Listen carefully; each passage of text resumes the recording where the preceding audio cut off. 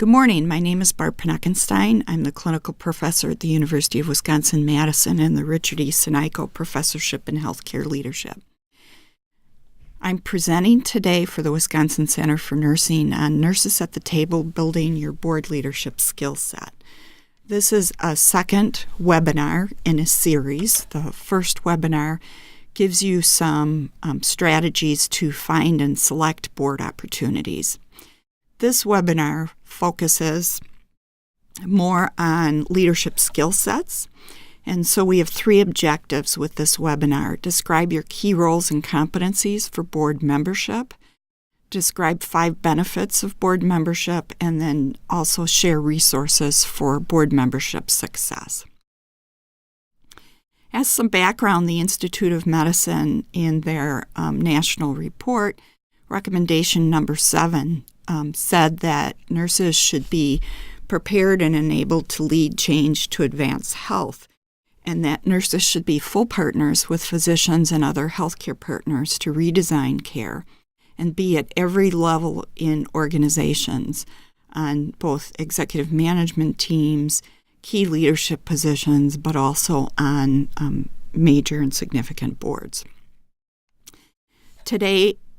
Today's healthcare environment is very complex. We're seeing rapid transformation and redesign. There are significant financial pressures and economic uncertainty. We're coming into a time when we're expecting greater workforce shortages. It's a very competitive landscape. And there's fairly significant ambiguity and chaos in healthcare right now, especially when we look at some of the potential changes to the ACA legislation. So it's a perfect time to have nurses in the boardroom. And nurses are needed. We have a unique worldview. We tend to be very patient, family, and community focused. We are strong advocates for quality access and healthcare value. We tend to be big picture thinkers with keen assessment skills. Nurses are very innovative problem solvers, we're good negotiators, and we're wonderful at interprofessional collaboration. And it's for these reasons that both locally and nationally we feel that we would like to see more nurses in the boardroom. When you look at the statistics out there, unfortunately, nurses are very underrepresented on boards. And nationally, this slide reviews information from the American Hospital Association study in 2010. The information has not really changed very much. Only about 6% of healthcare boards have nurses on them nationally. And you can see physician membership is closer to 20%, and then other membership is 74%. So nationally, there's an initiative with a very focused goal to put 10,000 additional nurses on boards by 2020. And there has been the formation of a new national coalition called Nurses on Boards Coalition. And the goal is to put nurses on these boards with a focus on corporate, insurance, hospital, philanthropic, legislative appointed advisory boards, and citizen elective boards. And this slide actually has the website. When you have time, I would really encourage you to go out to that website.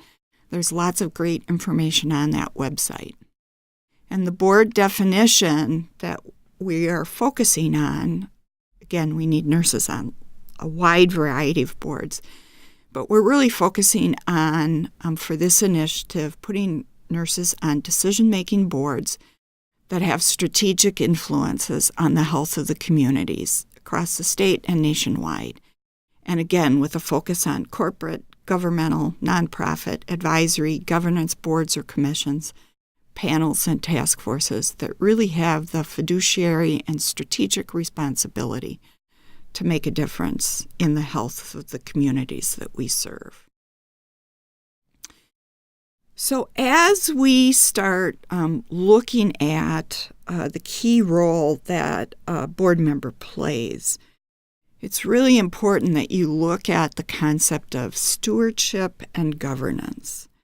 And as you think about stewardship, and this next section goes into board-ready competencies that you want to build your skill set in, a board has accountability to have service, to keep the organization's best interest focused on the mission, vision, values, and strategic goals for the organization.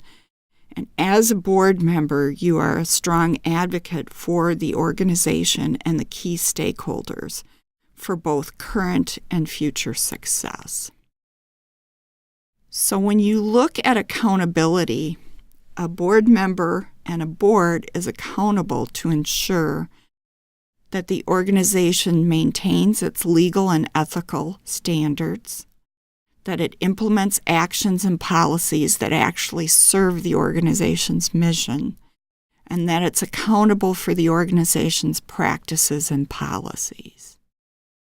And so when you're a board member, you have a responsibility for the care of the organization, to be loyal and obedient to the mission and the vision of the organization. And you want to be informed about the organization and its activities and participate in decisions, and to do that in good faith.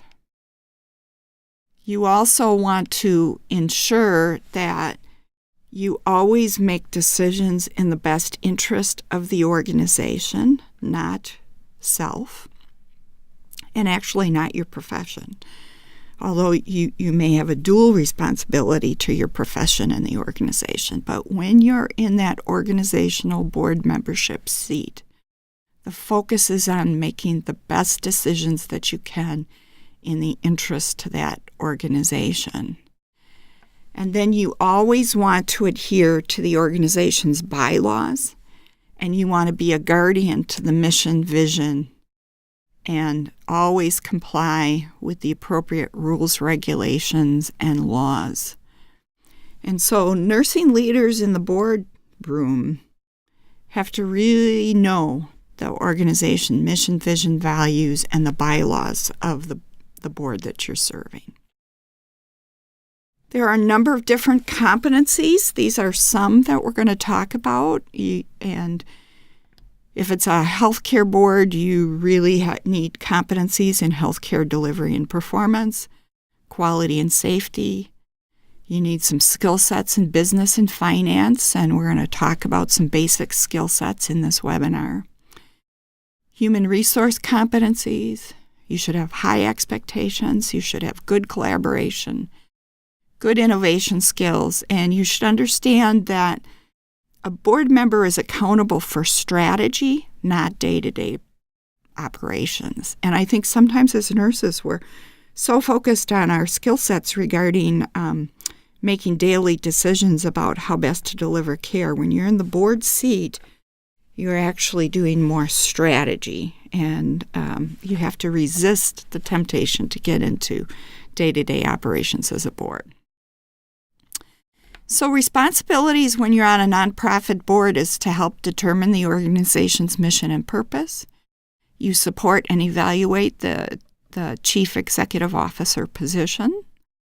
You ensure effective organizational planning and budgeting so that the organization has the resources it needs to implement the strategic plan.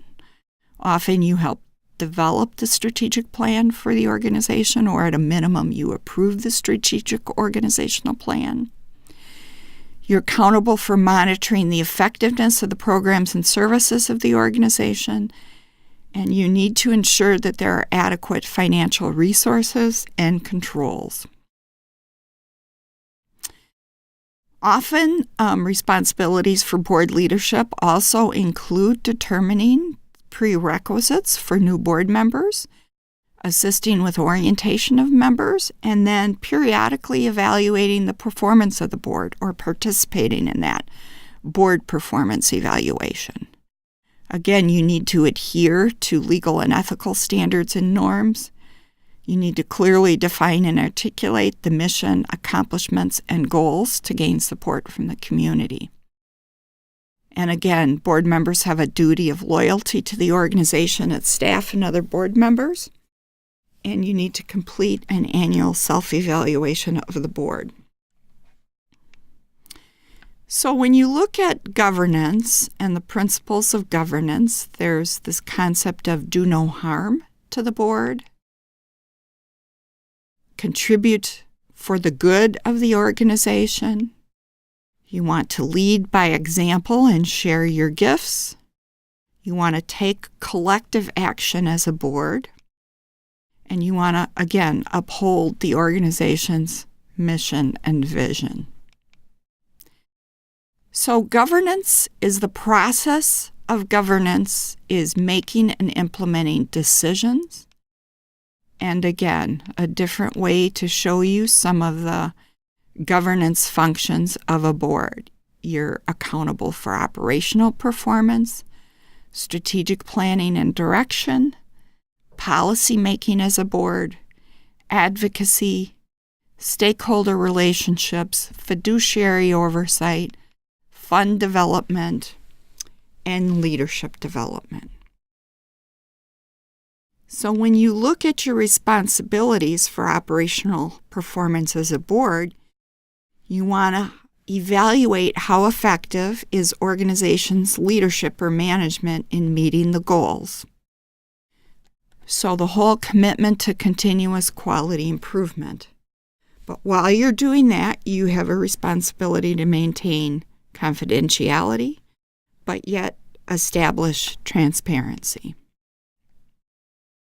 Policy making, you want to express the board and the organization's view and their commitment to the values as a basis for action in policy making.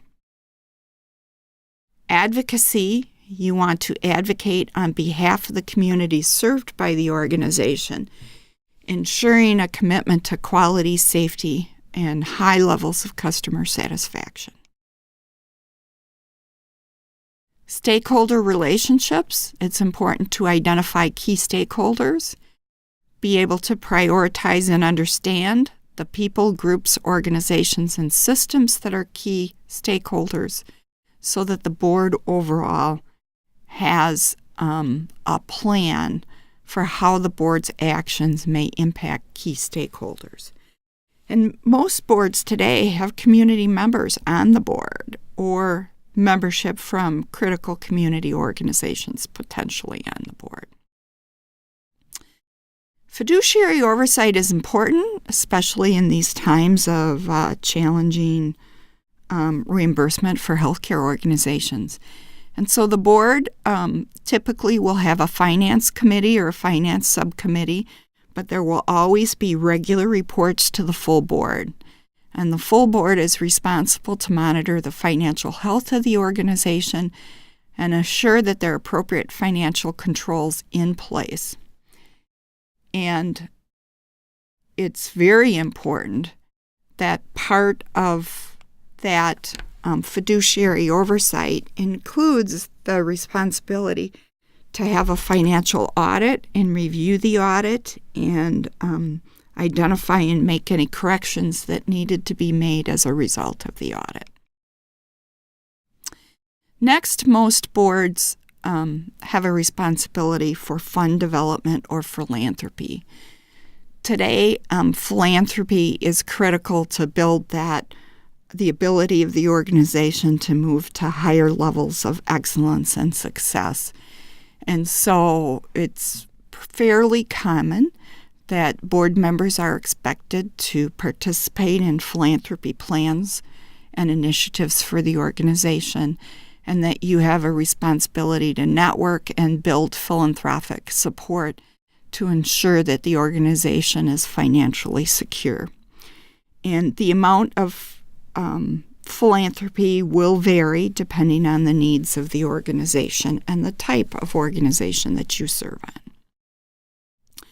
It's important before you join a board to understand that if there's an expectation for a philanthropy commitment, that you understand what that is so you're not surprised by that. So other board considerations that I've had questions on over the years is Most boards will do an orientation for a board position, and if you're a new board member, it's really important that you fully participate in that orientation and get to know both the expectations of board membership, but really increase your knowledge about the organization that you're serving on. It's also important to understand the culture of the organization. Is it a learning culture? Does it have a just culture? When you're first going into your first board meeting, it's important to maybe prior to that ask the question, are there particular places where one should sit? That is a norm that might take place in the board that's important to know about ahead of time. Most boards use Robert Rules of Order, and it's important to become familiar with Robert Rules of Order. Some boards will have what's called a parliamentarian, and the parliamentarian is a board member that has additional knowledge and skills or competencies around Robert Rules of Order, and they will help the chair or the board member to make sure that the decisions are proceeding with the appropriate alignment to Robert Rules of Order. It's helpful to also understand how you'll get your board packet information. More and more today, most boards send out agendas and board materials usually a week in advance, but it may differ depending on the board, and it will often include all of the executive director reports along with the financial reports. The agenda will often determine if there's a consent agenda. You may want to read up a little bit on consent agendas, or at least ask during your board orientation if they use consent agendas. Basically, a consent agenda groups items, usually early in the agenda, and it's expected that you have reviewed the information ahead of time, and if there are no questions about the items that are under the consent agenda, there can be a move and approval to approve the consent agenda, and then those items are approved, and there's no discussion on those items. If you want discussion on one of those items, you have to ask that an item be removed from the consent agenda, and then it's put elsewhere in the agenda with full discussion. The reason there are some boards use consent agendas is it really makes the board meeting move much more efficiently, and it saves more time for other items which need more discussion. Also, you'll find on certain board agendas, they will identify if the agenda item is there for information only or if a decision needs to be made. And both the consent agenda and identifying information versus decision, I think, is very helpful in the overall moving through the process of the agenda.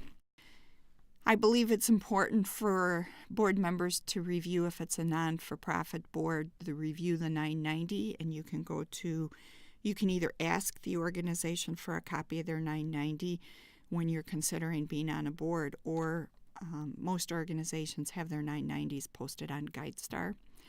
It's also helpful to review the last year's audit for the board. It's helpful if you have a basic understanding of Excel, because most organizations will report their financials using financial Excel spreadsheets, and commonly generally accepted accounting principles, the website is noted on the slide. I encourage people to really be able to understand balance sheets and be able to understand the assets of the organization versus the liabilities. If it's a very large, complex organization, when you're looking at the financial statements, it's very helpful to have the entity that you're looking at clearly identified. Are you looking at maybe a dialysis corporation, which is a subset of the overall healthcare organization? Or are you looking at the hospital as an entity, or are you looking at the system as an entity? There are important financial concepts when you're looking at financial statements, that the organization is using the generally accepted accounting standards, and that there are concepts out there that you need to look at either cash or accrual accounting. And then when you're looking at your costs, you want to make sure that you're matching your expenses to your revenues, usually in the same accounting period. It's also very important that organizations use consistent accounting methods across time periods, and there should always be full disclosure and fair representation of the financial statements. Other key things that I think are helpful is to know the fiscal year for the organization, to be able to understand the income statement so you understand either how much the organization made or what the organization losses were. You need to be able to understand the cash flow for the organization. When you're looking at financial statements, in particular auditing financial statements, it's very helpful to make sure you read the financial notes. As a board member, you're accountable for understanding the financial controls, so the policies, procedures, journal logs, financial ledgers, policies such as when do you need a second signature on a check, and when do certain decisions need to be approved by the board versus the executive director or the leadership team. And for the particular type of organization that you're serving on, it's also very helpful to look at things called ratios and financial targets. So how does the type of organization that you're serving on compare to other similar organizations? And so, for instance, if you're serving on a hospital board, there are financial ratios and financial targets, things like days cash on hand, etc., where you can compare your hospital organization in comparison to other organizations. So there are lots of benefits for being on a board. I think it helps you first expand your leadership skill set. It clearly helps you increase your networking. I think being a part of the board can be very inspiring and empowering. It expands your worldview. But I think it's a really important service area, and one in which, as a nurse, you can make a really positive difference across organizations and communities by sharing your leadership and your viewpoint on a board. Healthcare boards today need diverse views, and they need board members with diverse skill sets. And I think given the number of organizations that are employed by by hospitals and healthcare organizations, nurses tend to be one of the largest workforces within those organizations. And we have a critical role in caring for patients, that it's very helpful to have nurses serve on board. So again, 5 potential benefit areas for serving on boards. I think in the boards that I've served on, and I've served on a wide variety of both healthcare, philanthropy, and community boards, I have had an incredible opportunity to learn and grow and feel like I'm making a difference in the communities that I'm serving. So I do hope that you will find this webinar to be helpful and as a call to action. We have a prior webinar that goes into more detail about finding and selecting a board, but I would just offer, when you're making a decision to go on a board, you need to really be passionate, and there needs to be an alignment with your personal mission, vision, and values and the board that you're going to serve on.